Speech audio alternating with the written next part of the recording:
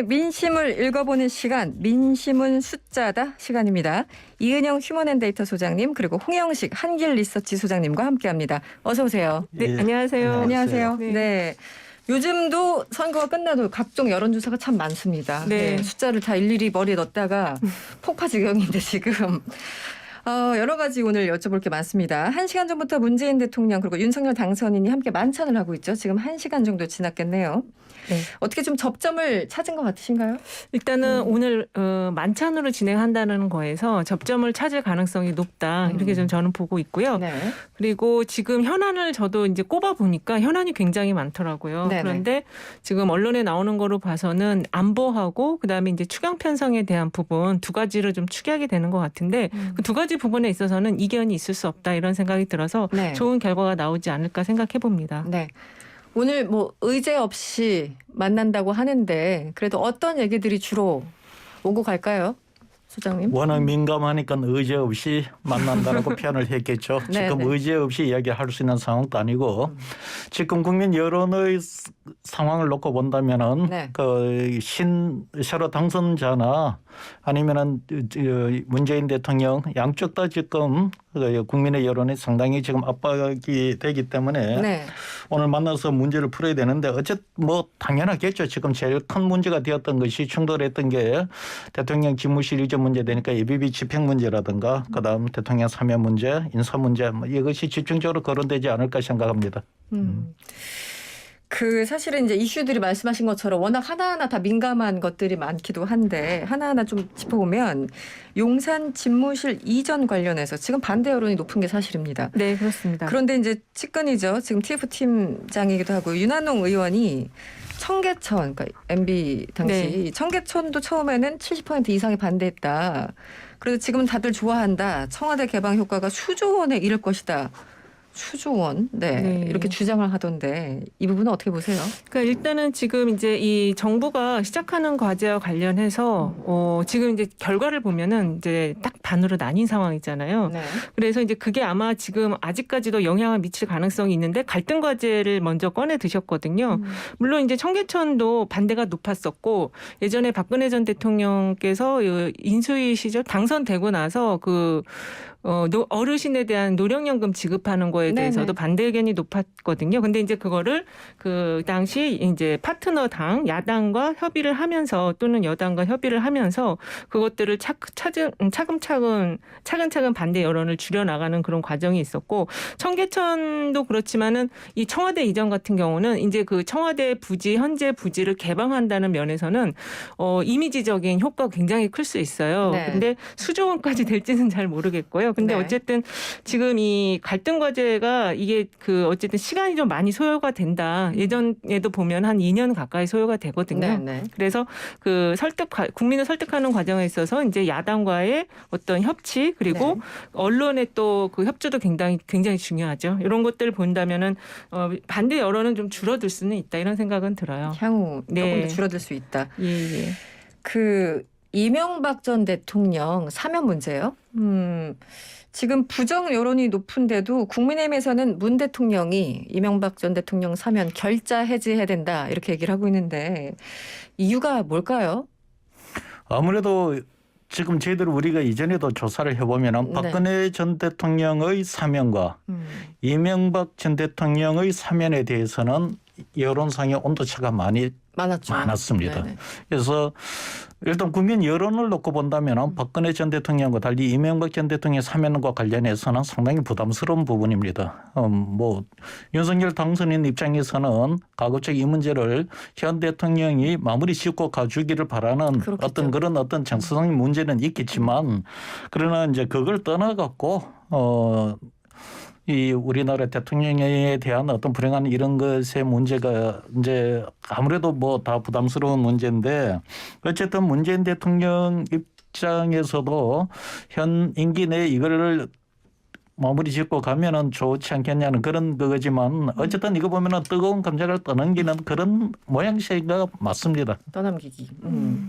지금까지 여론 추이를 좀 예, 한번 좀 어떤가요? 여론 추이를 잠깐 보면은요. 네. KBS가 한국리서치에 의뢰해서 23일, 24일간 조사를 한 걸 보면은 네. 집무실 이제 용산 이전과 관련해서는 찬성 의견이 40.6%, 반대 의견이 53.8%가 나왔습니다. 그래서 네.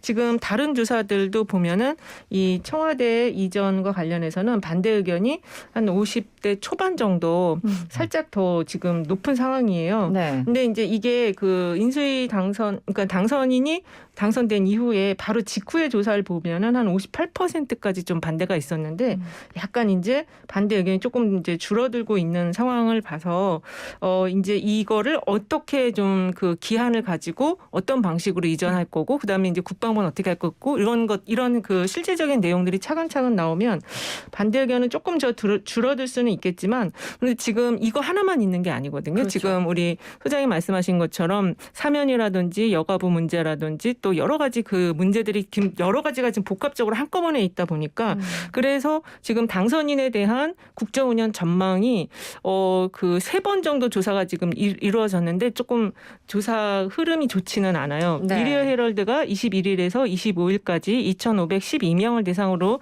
유무선 ARS 조사한 결과를 보면은 일단은 잘할 것이라는 의견이 46%, 잘 못할 것이라는 의견이 49.5%가 나와서 이게 미디어 헤럴드가 리얼미터에 의뢰한 조사인데 잘못할 것이다라는 의견이 지금 잘할 것이다라는 의견보다 높았거든요. 부정적인 그렇습니다. 전망이. 근데 네. 지금 당선인 지금 2주 그러니까 인수위 이제 시작한 지 한 2주 정도 된 역대 대통령들의 조사를 보면은 거의 70대 후반에서 80% 중반까지 잘할 것이다라는 기대감은 이제 형성을 하게 되는데 네, 지금 네. 그렇지 못하고 있는 상황인 거죠.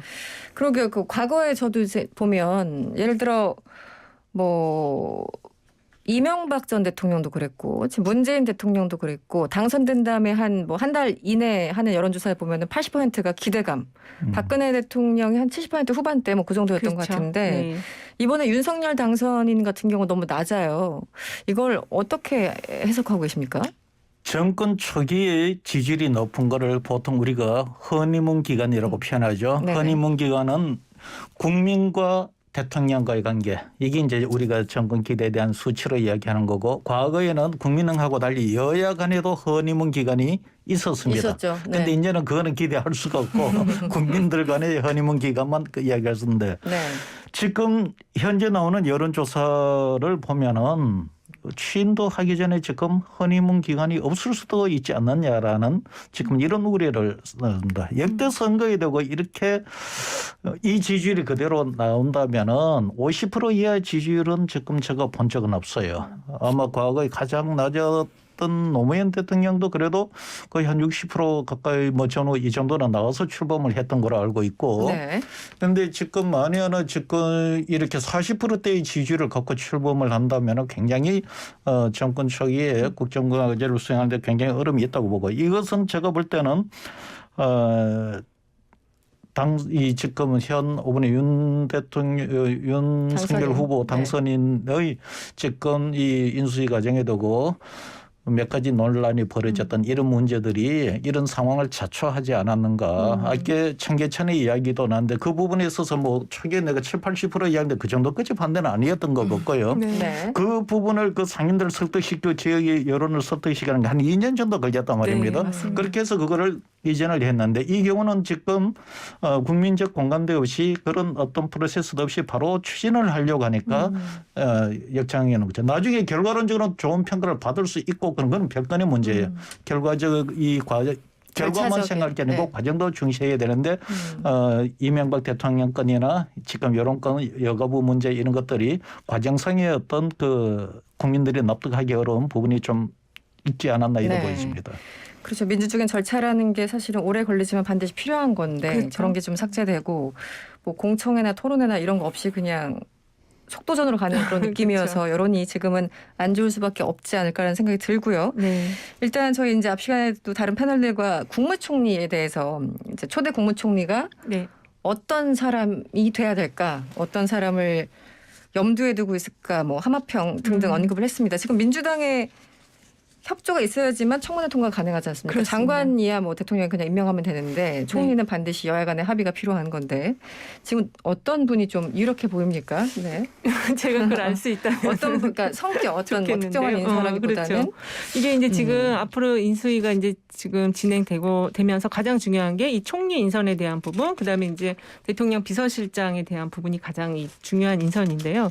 결국에는 이제 요게 조합을 어떻게 맞추느냐, 그러니까 궁합을 어떻게 맞추느냐가 가장 중요한데 네. 지금 상황에서는 지금 경제 문제를 윤석열 당선인께서도 가장 중요하게 보겠다라고 했기 때문에 경제와 관련해서 좀 많은 경험이 있으신 분 그리고 관료들과 잘 호흡을 맞출 수 있는 분이 네. 가장 좀 좋지 않을까 그런 면에서 한덕수 전 총리가 이야기가 나오는 것이 아닌가. 그리고 인수위 때 그 인선과 관련해서 호남 인사가 없었다라는 지적이 있었거든요. 그래서 한덕수 전 국무총리가 이제 전북 출신이다 보니까 네. 그런 부분도 좀 커버하는 그런 형태의 지금 인사가 거론되는 것이 아닌가 이렇게 보여지는데요. 어쨌든 윤석열 당선인께서 좀 강하고 추진력이 있는 스타일이다 보니까 그걸 좀 묵묵하게 받쳐줄 수 있는 안정감을 가진 인선을 좀 하지 않을까 그런 예측이 좀 많은 것 같습니다. 안철수 위원장의 총리 임명 가능성은 어떻게 보세요? 그 가능성을 뭐 어떻게 이야기하기보다도 네.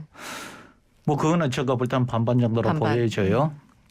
그런데 일단 총리 인선 문제는 제일 먼저 안철수 지금 인수위원장이죠. 이 안철수 위원장의 거취가 결정이 나야만이 그 다음에 인물들이 검토가 될 수가 있을 듯해 보입니다. 네. 특히 윤석열 당선인의 경우는 청와대 뭐 수석제도를 없애고 나 그러면은 이 내각의 힘이 굉장히 커지고 그 책임이 커지는데 그것을 총괄할 수 있는 인물을 놓고 본다면은 이 통합 단일화의 이 과정을 감안할 때 안철수 후보한테 제일 먼저 그 기회가 가지 않을까. 그래서 본인의 결심이 지금 제일 중요하다. 내가 볼 때는 안철수 후보는 총리로 갈 수도 있겠지만은 전신이기 때문에 저 광역단체장으로 출마할 수도 있어서 그건 네. 본인의 선택이 먼저 선행이 돼야 될 것 같습니다. 근데 짧게 덧붙이면 네네. 이제 역대 그 인수위원장이 총리로 간 사례가 그렇게 많지 않았던 것 같아요. 거의 없었던 거의 것 없었죠. 같아서 네네. 예, 그래서 과연 갈 수 있을까 그런 생각도 들고 그다음에 이제 지금 지방선거가 있기 때문에 인수위가 이제 끝나고 나면은 아마 안철수 지금 인수위원장은 또 합당의 과정이 있고 그다음에 이제 지방선거를 치러서 그 합당 안에서의 합당된 이후에 자기의 또 세력을 강화해야 되는 또 과제가 있기 때문에 그런 방향을 선택하지 않을까 그런 생각도 좀 들어요.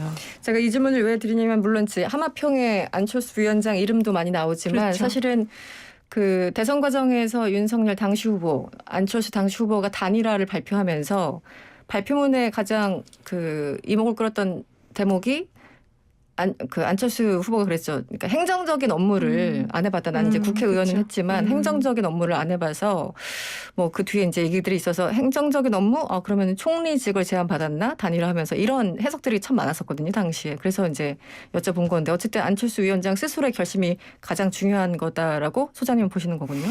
뭐 그 부분에 있어서는 고려를 할 수 있지만 그러나 예를 들어서 광역단체장의 경우도 사실은 역시. 네네. 그것이 단위가 다르다는 것뿐이지 여기 지방자치장으로서 그렇죠. 네네. 행정적 업무를 같이 경험할 수 있는 것이 아닐까 이래 보여집니다. 그래서 네. 뭐 그거는 제가 볼 때는 안철수 위원장의 그 선택의 문제로 보여질 것 같아요. 오히려 더 카드가 더 많다. 안철수 위원장 그래서 입장에서. 내가 이거는 뭐 그걸 우리가 얘기하고 분석하기는 쉽지가 않습니다. 알겠습니다. 지방선거 얘기를 조금 더 해볼까요? 이 지방선거 원래 이제 앞에 가까이 있었던 선거 결과에 그 다음 선거가 영향을 받기 마련이어서 그렇습니다. 처음에는 6월 지방선거 민주당 좀 어려울 것 같아 이런 전망들이 있었는데 요즘 두 분이 보는 민심은 어떤가요? 먼저 이은영 소장님. 네. 일단은 지금 오늘 그 미디어 헤럴드 조사 결과를 보면은 정당 지지율이 민주당이 42.7%, 1.4%포인트 지난 조사보다 상승을 했어요. 네. 국민의힘도 40.0%, 지난 조사보다 0.7%포인트 하락했는데 정당 지지도가 지금 굉장히 팽팽한 상황입니다. 오차 범위 안에 있는. 그렇습니다. 그리고 지금 문재인 대통령 지지율이 긍정평가가 46.7%. 70%가 나오고 있어요. 그래서 물론 이제 뭐 부동산 문제나 여러 가지가 있지만 네. 현재 민주당에 대한 어떤 결집도가 흩어지지 않고 그대로 더 결집이 되어 있는 상태다라고 볼 수 있을 것 같고 또 네. 문 대통령의 그 후광 효과도 상당히 지금 누릴 수 있기 때문에 네. 지방선거가 그렇게 크게 대패하거나 이러지는 않겠지만 근데 지금 인물난 부분을 이제 과연 극복할 수 있느냐, 특히 수도권에서의 인물난, 그 광역단체장에 대한 인물난을 극복할 수 있다면 예상 외에 또 좋은 성과도 거둘 수 있다는 생각이 듭니다. 홍 수장님 어떻게 보세요? 이번에 지방선거 민주당이 좀 해볼 만한 싸움이다라고 보시는지요? 원래 보통 보면은 대선 직후 일에 치러지는 선거는 패배한 정당은 그렇죠. 완패를 하죠.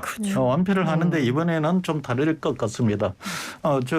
저희들도 대선 직후에 여론조사를 해봤어요. 네네. 저희들은 주말에를 하니까 조금 다른 수치인데 12일부터 14일 날 저희들이 1,008명을 대상으로 조사를 그냥 선관위에 받은 거 있습니다. 네. 그 당시 조사를 해보면은 37.6 대 36.3 오히려 1.3% 민주당의 지지율이 높게 나옵니다. 아, 그랬군요. 그래서 네. 실제 제가 볼 때 대선 패배했는 정당이 지지율이 더 높게 나오는 건 처음 봐요. 그러네요. 지금 대통령 네. 지지율도 뭐 높죠. 기대치로 표현했지만은 네. 지금 비슷한 수치인 거고. 제가 볼 때 보통 우리가 선거를 치러보면은 후보의 총 득표를 한 100으로 놓고 본다면은 네. 후보가 득표량이 한 30%. 구도가 한 70%예요. 네. 그런데 지금 이 정당 지지율이나 대통령 전 현직 대통령의 지지율을 보면 구도는 거의 이제는 균형이 맞춰졌다. 비슷하게. 결국은 네. 이제 후보를 누가 내세우느냐 문제인데 지금으로 봐갖고는 이전에 대선에 뛰었던 그리고 네. 차기 이제는 또 다른 차기가 5년 후에 차기를 할 수 있는 대권 주자들이 지금 서울 경기 쪽에 출마를 할 가능성이 크거든요. 그분들이 나오기 전에는 서울의 경우는 오세훈에 대해서 이 민주당이 어렵지 않겠느냐. 경기도는 해볼 만하다. 이렇게 됐는데 지금 여기는 뭐 송영길 대표도 이야기를 하고 차출론. 네. 김동연 거기다가 이낙연 후보까지도 거론되고 지금 경기도 같은 경우는 김동연 정도 원래 당내 인사만 이야기했는데 김동연 역시 또 경기도도 거론되고 또 네. 한편에서는 조홍천 의원도 이야기가 된단 말입니다. 네네. 김동연이나 조홍천 의원 같은 경우는 당내 정치를 한다기보다도 대중과의 어떤 소통을 하고 검증을 받는 이런 과정을 거쳤던 인물이어가 네. 이런 분들이 나오면은 경기도 같은 경우는 경쟁력이 있을 수가 있단 말입니다. 네. 그러다 보니까 이렇게 안철수 위원장의 경우는 총리도 이야기되지만 지금 굉장한 사실은 이번 지방선거가 차기 그 전초전 상황이 되다 성격. 보니까 네. 아마 이 안철수 위원장이 아마 여러 가지 생각이 복잡해지지 않을까. 이거는 결론적으로 이야기하면 이번 지방선거는 네. 예상과 달리 굉장한 그 접전의 양상을 띌 것 같다. 이렇게 보여집니다. 참 서울시장 또 네. 경기지사 이건 굉장히 굵직하지 않습니까? 물론 이제 모든 선거가 다 중요하지만 인구나 상징성 뭐 정치적 메시지 뭐 다양합니다. 어떻게 보십니까? 서울시장과 경기지사에 대해서 많은 분들이 민주당은 좀 인물난 얘기를 하고 있고 아니 네. 그럼에도 불구하고 민주당 지지율 보면 좀 해볼 만하다 등등 얘기를 하고 있어요. 네. 이은영 소장께서는 어떻게 보고 계세요? 이 두 지역 지금 서울만 지금 인물난이 아니고 부산하고 이제 경남도 부산시장과 경남도지사가 인물난을 좀 겪고 있는 것 같아요. 물론 도전을 하시는 분들은 있는데 아무래도 이 광역단체가 인구가 많고 하다 보니까 네네. 이 인지도, 지명도, 그다음에 대중성 이게 확보되지 그렇죠. 않으면 네. 이제 그 밑에서 선거를 치러야 하는 기초단체장과 광역 의원들이 상당히 또 여파를 받을 수가 있거든요. 네. 그래서 지금 이제 가장 큰 흐름은 지금 있는 어떤 안정되고 검증된 후보를 내보낼 것이냐 아니면 좀 새로운 인물을 내보낼 것이냐 조금 모험을 하더라도 그 안에서의 이제 결정을 좀 민주당이 해야 될 것 같고요. 네. 그런 면에서 보면은 지금 이제 새롭게 지금 거론되는 인물은 아직은 없지만 아마 충분히 또 누구를 한번 해보자라는 게 내부에서 나올 수 있다 이런 생각이 들고 네. 지금 송영길 전 대표가 이제 어디를 선택할지 본인의 이제 선택이 좀 중요할 것 같은데 서울도 시장도 거론되고 부산시장도 거론이 되는 것 같은데 네. 어쨌든 그 두 가지 방향성에서 어느 쪽을 선택하는지에 따라서 좀 전체적인 흐름이 좀 정리되지 않을까 그런 생각이 듭니다. 또 경기도는 지금 후보가 많은 상황이고요. 아, 갑자기 이 서울시장 사실은 이제 인물론 얘기하면서 송영길 뭐 전 대표 차출론 나왔지만 뭐 아까 말씀하신 건 이제 김동연 그 새로운 물결 대표도 언급되고 또 한 명 임종석 전 비서실장도 언급이 되더라고요. 일부 언론에. 가능성이 있다 보십니까? 출마 가능성. 출마한다면 성공 가능성?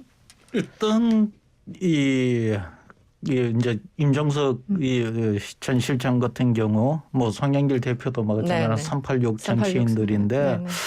이제 일단 이분들은 대중적 검증을 한번 거쳐야 될 거예요. 뭐 당내에서는 위상은 분명히 있습니다. 네. 있는데 뭐 조만간에 여론조사가 곧 나오겠죠. 거기에서 여론조사에서 어느 정도 경쟁력이 있는 수치가 바로 검증이 될 것 같습니다. 그런데 조금 제가 볼 때는 임종석 전 실장의 경우는 지금까지 가장 큰 약점이 대중적 그 지지세가 잘 형성이 안 되니까 뭐 그게 제일 고민스러운 상황이 될 것 같습니다. 네. TK로 가볼까요? 박근혜 전 대통령이 퇴원하고 이제 사저 이사까지 갔습니다. 이 박 전 대통령 정치적인 뭐 영향력에 대해서 여전히 남아있다. 이젠 거의 없다. 분분합니다. 평가가. 먼저 지방선거에 특히 이제 TK 지역에 박근혜 전 대통령의 어떤 영향 얼마나 예측을 하십니까?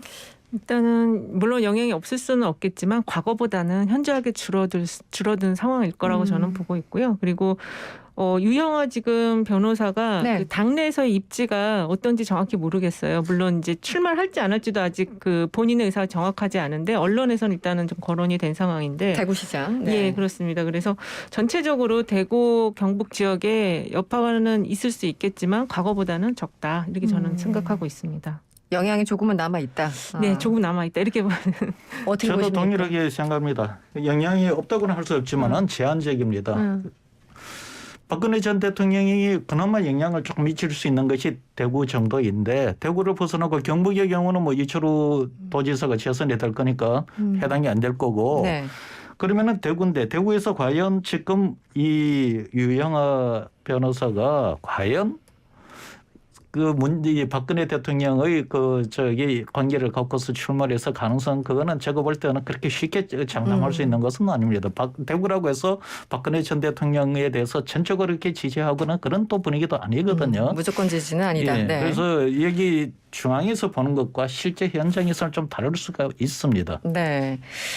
워낙 뭐 홍준표 의원, 김재원 최고위원 쟁쟁한 분들이 또 다들 이렇게 언급이 되는 핫한 지역이 돼가지고. 뭐 네. 제일 관심의 초점을 보는 뭐 사실 이번에 안 그러면 대구에 무슨 관심의 대상이 되었겠습니까? 네. 알겠습니다. 마지막으로 네. 이 장애인 이동권 관련해서 이준석 대표의 이른바 갈라치기 정치 네. 굉장히 좀 비판을 받고 있는 게 사실입니다. 뭐 여성과 남성을 갈라치기 하더니 장애인 소수자 약자에 대해서도 네. 이렇게 비판적인 목소리를 내는 게 과연 정치인으로서의 어떤 그 행위로서 네. 괜찮은가 여러 가지 논란이 있는데 먼저 어떻게 보십니까? 일단은 이준석 당대표가 상당히 이제 뭐 트렌드를 읽고 그리고 뭐 기민하게 뭔가를 하는 그런 추진력 같은 거는 있는데 이 정치인이잖아요. 네. 정치인은 어떤 사회적 선을 추구하는 그런 부분의 메시지를 분명히 내야 되거든요. 특히 지금 이 장애인 시위와 관련해서는 물론 출근길에 시민들의 불편함도 있으시겠지만 네. 그래도 그 안에선 또 시민들이 관용의 어떤 정신을 또 발휘하는 부분도 있거든요. 근데 그렇죠. 그거를 너무 간과하시고 그 불편한 부분만을 강조를 하다가 보니까 이게 좀 눈살 찌푸려지게 하는 대목이 많은 것 같아요. 그리고 오늘 같은 경우에 일단은 김예지 의원이 이제 장애인과 네네, 관련해서 직접 사과를 하셨는데 네. 오히려 저는 그런 모습이 더 좋고 의견을 듣는 방식도 그런 네. 식의 소통을 하다 보면 네. 장애인분들이 또 다른 분들에게 피해를 주는 그런 선택은 하지 않을 것이다 이렇게 좀 생각이 듭니다. 알겠습니다. 네. 민심은 숫자다. 오늘 말씀은 여기까지 듣겠습니다. 고맙습니다. 네, 감사합니다. 네, 지금까지 홍영식 한길리서치 소장 그리고 이은영 휴먼앤데이터 소장과 함께했습니다.